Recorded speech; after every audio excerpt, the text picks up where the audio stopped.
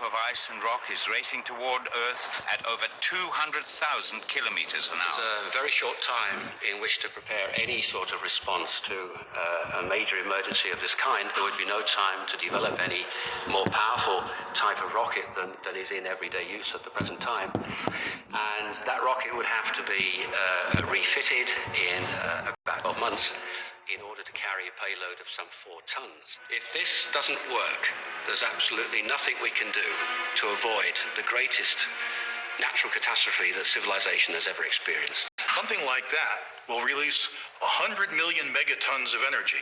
It plows through the atmosphere in a second or two. Whether it's a deep ocean or not, doesn't matter. It's so much bigger than even the depth of the deepest ocean that it just blasts out a huge crater. This is going to obliterate all the life on a continental scale. Anything that's unprotected is going to die within the first few minutes after this impact. The problem with this is we have to wait until the comet is really quite close to the Earth, about 2 weeks before the impact.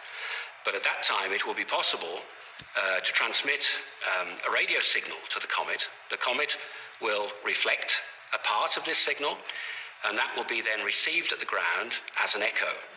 Now, the transmitted signal will have a particular frequency, and the echo will have a slightly different frequency. And on the basis of these radar data, that we will then be able to calculate exactly where on the surface of the Earth and at what time the comet will hit. I went out and interviewed people and asked them what were they doing to prepare.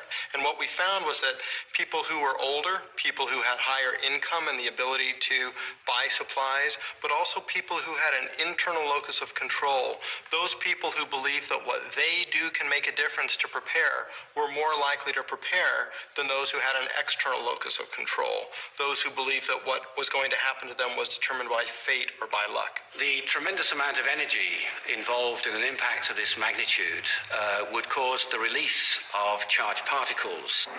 There would be no time to develop any more powerful type of rocket than is in everyday use at the present time, and that rocket would have to be refitted in about 12 months in order to carry a payload of some 4 tons. If they don't crack it, the sensor at least will give us the exact position of the comet.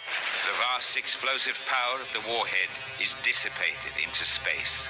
The comet remains on course for What's Earth. really going to cause the Earth problems is the high-speed ejecta that falls all over the Earth. This stuff has condensed from the vapor. It forms tiny little particles and rains back into the atmosphere all over the Earth. At the same time, there's a lot of rock debris, fist-sized fragments that fall in here and there around the Earth.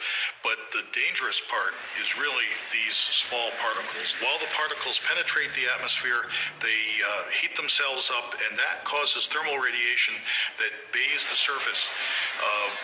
The surface temperatures may rise as high as 600 or 700 degrees.